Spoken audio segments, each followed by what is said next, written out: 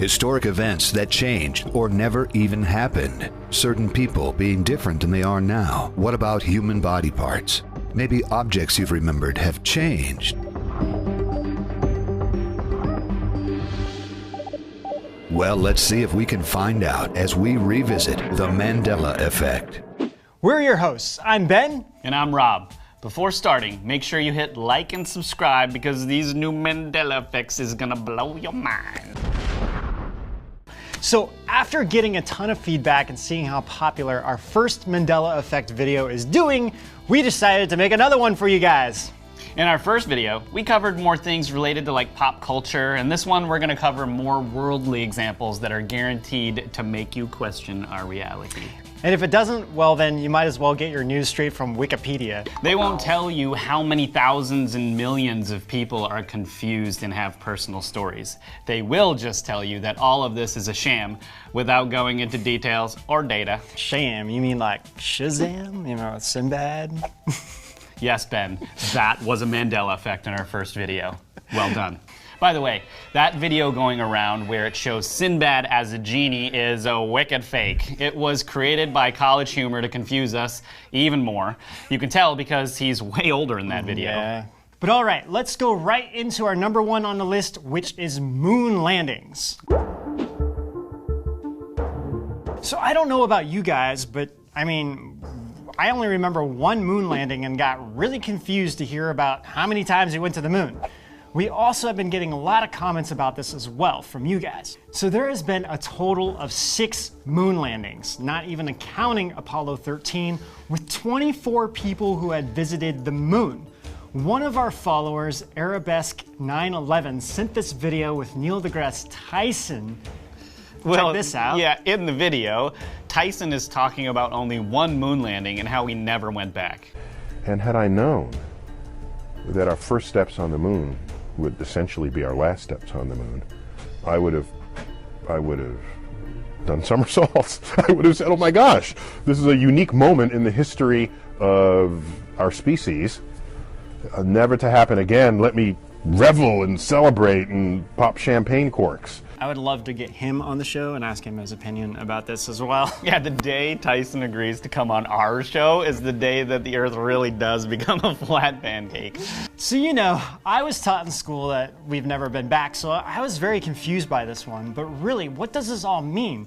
Does this mean it could discredit everything Tyson says if he's saying he's only remembering one moon landing? I mean, he would for sure discredit the Mandela effect. Right. I mean, him and Bill Nye would like tag team that junk, you know? Right. Yeah, so do you guys remember 1 or 6 moon landings? Comment below. We know you just can't resist. Just do it. This is the weirdest one for me, for sure. Maybe of the entire Mandela effect examples we've had. This is pretty big. Okay, so the big question is, did Publishers Clearinghouse have a spokesperson? And if they did, who was it? Now, you guys born in the 90s or later, you guys wouldn't know this, but they probably don't even know who Publishers Clearinghouse is. Probably not. So to ask your parents. Okay, so I called my mom and I said, Mom, who was the spokesperson for Publishing Clearinghouse? And without even missing a beat, she just said, oh yeah, Ed McMahon. Right, so most of us remember Ed McMahon walking up to the front doors with people, getting all excited as they see him because they know what it means. He's gonna have a big check with Publisher Clearinghouse written all over it. But according to Publishers Clearinghouse, they never hired McMahon, ever. This is where it gets super, super weird. I mean, everyone knows him having the humongous checks, and it's like, it's just crazy. So yeah, you called your mom. I asked my sister-in-law, Jillian, shout out to you, what she thought, and she was like, oh yeah, Ed McMahon, Publishers Clearinghouse. Same thing, right? Just like that. So the really crazy thing is that according to a book, The New Deal, the former Obama chief of staff, Rahm Emanuel, even referenced McMahon in a speech he gave, which he said that a stimulus bill is denying ourselves an Ed McMahon moment, the grateful squeal of Publishers Clearinghouse pleasure that would greet an envelope arriving from Obama. Boom. To make things even more crazy, in the 90s, David Letterman had hosted Carson on his show. Carson references Ed while holding a large check. Play it. I'll tell you why I'm here. I happen to be in town over doing some stuff for the NBC affiliate. That's right. And, you know, Ed McMahon, our good friend, could not be here. Yeah. But it seems, David, that you are the $1 million winner. Oh, my God! I've won $1 million!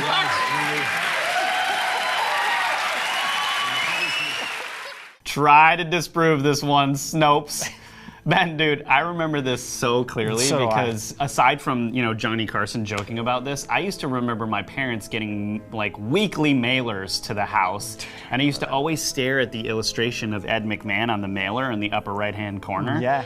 So according to Publishers Clearinghouse, they've never ever hired any person as a spokesperson. Ever. I'm not getting over this one. This is Like weird. Feeling This is right up there with Moonraker for me. It's super weird. Okay, so out of all of the Mandela effects on our list, I would say for sure this one is the strangest because there are already so many conspiracies revolving around this, the JFK assassination. So the big question is, for you guys who already don't know about this one, do you guys remember 4 people in the car or 6 people in the car? So there are also discrepancies on where he was shot. Some reports and diagrams say it was in the back, some say it was in the head. According to whistleblower William Cooper, who wrote Behold a Pale Horse, he said he decided to come out publicly after learning about what happened to JFK and was then consequently killed in 2001 right after 9/11 happened. In the Zapruder film of the shooting, Cooper says that you can see the driver leaning over with the silver gun, shooting Kennedy, and then that Lee Harvey Oswald was just kind of like a patsy or a victim of mind control. So, but in this video, we don't dive into this conspiracy because it's a huge, massive, like 6-part episode. We will, however, go into this when we start talking about Majestic 12, so make sure you keep an eye out for that video because that's pretty cool. Okay, but let's get back. Was there 4 or 6 people in the car? The video shows 6. However, there is some evidence to support that this could be a Mandela effect. For one, there are 2 cars in museums of the JFK Presidential Library and the museum in Boston and the Dahl Auto Museum in La Crosse, Wisconsin, that both have 4 seats. But why would the museum only have 4 seats? Another interesting fact is that there is a photo taken by Dwayne Robertson which shows a 4-seater car with only JFK and Jackie in the car and 2 people in the front seats. However, it seems somehow in other photos in the same sequence all of a sudden you see 6. So is this some kind of residual effect or something? One really weird one that many people are pointing out is that the inside spread of Life magazine at the time has a 4-seater car with flowers right after the shooting happened.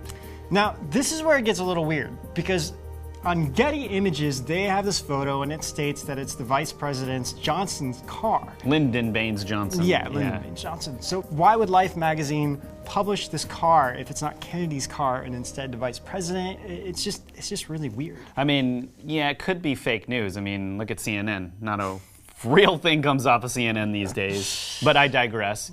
Finally, the other weird thing is the Secret Service did a reenactment of the assassination and made a video of this, which only shows 4 seats. Here are some images from that reenactment. So Ben, what do you think? You know, honestly, I'm not really sure on this one because I don't know this. It's too loaded, right? Yeah, and it's kind of like happened before my time, and I remember seeing the videos, but if someone were to ask me, I probably, off the top of my head, I would have said 4. What do you guys think? Is this a Mandela effect or not? Do you have more knowledge on the subject? Because we can't figure any of this out, and probably there's been a whole lot to this cover-up. Right, that is very sure. Okay, let's go to the big one. The edge of wonder. All right, so some people say that even our bodies have changed along with this Mandela effect, such as our heart is more in the center than it was before, our eye sockets have gotten a little deeper, and some say they don't remember the bone behind them. Okay. Oh, so, like the eye socket yeah, bones, right? Yeah. Okay, yeah, like it was just a hole in there. There were no bones back there. Okay, right. That is a little weird to me, actually, that one. Okay, also, some believe our liver has gotten bigger and higher up in the body, along with our kidneys. But this one is hard to prove because it isn't like you just open up your body and look, people. But anyway, to me, these eye sockets ones are a little weird because a few months ago, I woke up one time and I was looking in the mirror and I felt like my eyes were deeper. Like they were coming over, like the bones here were protruding over more than usual. And I just thought, oh, I'm just getting old. Ben, we're just getting old, buddy. Yeah. Yeah, nothing weird there. However, soon I started noticing this with everybody else I was looking at. So the heart one is a little weird because, I mean, I've always known it to be a little bit to the left, like slightly to the left. I mean, you know, we put our hands over our hearts when we, you know, pledge allegiance. But what people are saying now, it's more over the center. Unless you're a doctor who sees this stuff all the time, and my perspective is, as someone who kind of studied this a lot in art school, is that, you know, basically this is just people remembering stuff wrong and having this impression. Like, I mean, we all grew up putting our right hands over our heart, and it's not because it's on the left side of your body, it's because in the past religions all decided that if you wrote with your left hand, they'd whack you. Like my parents would get whacked if they wrote with their left hand. You'd have to write with your right. Yeah, everything was you right. used your right hand for everything. You put your right hand over your heart, and then you think your heart's on the left side. However, an operation, the game operation, Dude, operation. it's like way over. I mean, it's like Yeah, but it's a operation, man. I mean, like you can't use operation to explain a Mandela effect. Get out of here. Okay. So, okay, look. Personally, just between you guys and me, this heart one and the thing, this is just nonsense to me. Like, I really do think some of these Mandela effects are real, like freaking Ed McMahon or whatever, but the heart and this stuff is just give me a break. Actually, if you're a doctor, please comment below and let us know what you think. Yeah, and definitely. You've been looking at anatomy your whole life, and you probably know if these diagrams have changed. I mean, this is a tough one, but let us know what you think. Yep, definitely. Okay, and now this is a newer Mandela effect and probably one that shocked me almost as much as Ed McMahon, if not more. Yeah, so you actually did get extremely excited on a live video once, right? Was it the Denver airport one? Yeah, we did the Denver airport one. Okay, so when I fly, I always have to get the cheap seats, right? So I'm always in the back of the plane, right? In the back of the plane, you sit there, you look out the window, you can't see anything because there should be an engine right there, right? You can only get like a partial view. Well, if you're in the middle to the back, Yeah, right? middle Where to the the back. wing is, Yeah, right? almost every single time I did. Right, Yeah. okay. You know, I never really sit in the beginning of the plane. When we were going to contact in the desert, this is the first time it hit me, and it just blew me away that all of the engines I was seeing was in the front of the wing. I remember that plane trip. Ben just kept looking over going, dude, the engine's in a different place. And I was like, all right, man, it's a freaking 5-hour flight here. But it was just like so shocking to me. I look out the window and I'm like, what the heck? Then we're getting off of the plane and Ben's like, where's the pilot? He walks up to the pilot, he's like, have the engines always been like that? And the pilot's like, yeah. Yeah, right, I think so. Yeah, it's just, and so I even talked to my dad and he's like, oh yeah, well maybe they updated it recently, you know, or whatever. And in all fairness, we're joking around about this, but personally, I do remember those engines being flush with the wing. Yes. Not in front of it, but like, or if it was just a little. Yeah. But now they're like way in Crazy. front, Yeah. right? So, I mean, I'm a professional photographer and I worked as a photo editor. I have tons of photos that I took of planes. I'll show some, but these are not that great. They were just for like small news pieces or whatever. But seriously, like these photos that I have, these engines were not there when I was taking the photos. Like I know for sure. Yeah, because like, you were composing the shot based on that, right? Yeah, so I'm like looking at it and like I went back to my photos and I was like, oh my gosh, like they've changed. Like seriously, like this is not what I photographed when I was looking at these. So one of our followers, his name is Day in the Life of Mike. He sent this to us after we did this. He said, OMG, here's one, Ben. You were talking about the airplane Mandela effect with the engines. I had a toy airplane that had the engines further back. Now they're forward. Man, weird. So, thanks again, Mike. Yeah. Okay, so moving on. So speaking of statues, nothing is more weird for me than Rodin's The Thinker. So before we go into this one, think about how you remember that statue to be. This is a very famous statue. Right. I mean, right. Did he have his fist open or closed? And was it on his head or was it under his chin? And what makes this so strange is that people are posing right now in front with the wrong pose, right? Yes. That doesn't make any sense. Right. So he has his like hand open. He's like this now. Yeah. It's a very Rodin, funky, weird thing like this, right? I can't do it.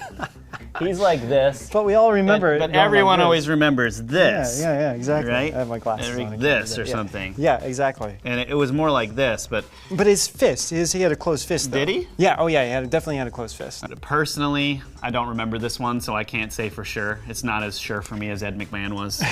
You know, to me, it's like I remember looking at this thing and thinking he's really in a deep thought. Now it looks like he's just like watching ants crawl on the floor. All right, but speaking of statues, let's go into the next crazy one. So I came to New York in 2008 and was really shocked to hear, for one, that the statue was on Liberty Island and not Ellis Island, which is what I learned in school. Yeah, my knee-jerk reaction when you asked me what island it was on, I was like, Ellis. You interested? Yeah, I thought it was. Yeah. I mean, I came here with my parents, and we were all shocked to see it. For one, it was like further away than what we remembered, like what I remember seeing the photos, and it was like, man, it's really far out there. And then two, you have to have like a passport to go out there now, and it seems like it's more like another country. It's so weird. I mean, you have to like go through this whole process to get there, and I'm like, why? It's just an island. But anyway, yeah. And the other crazy thing is, we were wanting to go in the torch, and that day that we were there, I guess the whole Statue of Liberty was down, and then he was like, oh yeah, it's all repairs. Like you can't go to the torch. But what I didn't know is that the torch has been closed off for 100 years. What? But however, there's even people saying that they went up in the 80s and 90s in the torch section. But that would be impossible, right? Actually, even The Simpsons had an episode where people were in the torch section, and there's evidence to show that it was closer to the harbor.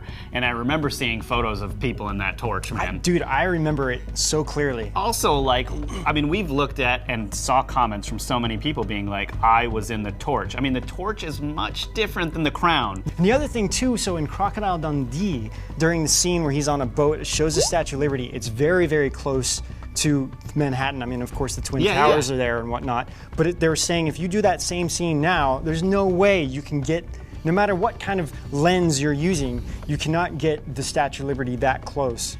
So guys, what do you think of these Mandela effects? Let us know definitely if you remember the Statue of Liberty being on Ellis Island or Liberty Island. Or the torch. Yeah. If you visited the torch, we want to hear from you. That's Definitely crazy. if you visited the torch, for sure. Let us know. Okay. But we kind of wanted to talk a little bit more about this and tell you what our perspective is after researching all of this stuff, what we think the Mandela effect is, and also why people don't understand it.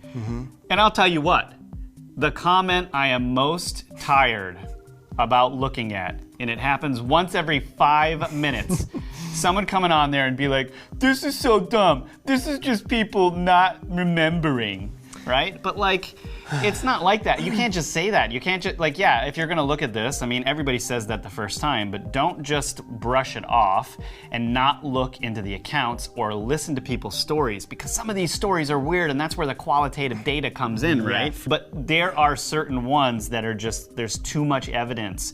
You have to look at that evidence, and I think a lot of people aren't doing that. I think a lot of people want to stay conveniently in their own little bubble and use this conspiracy theory stick to hit people, which isn't cool. I don't think we should do that. As a society, I don't think we should do that. I think it's good to look through these things, and of course, you know, it's not like we're being annoying about this. We're just trying to call it out. Right, you know? exactly.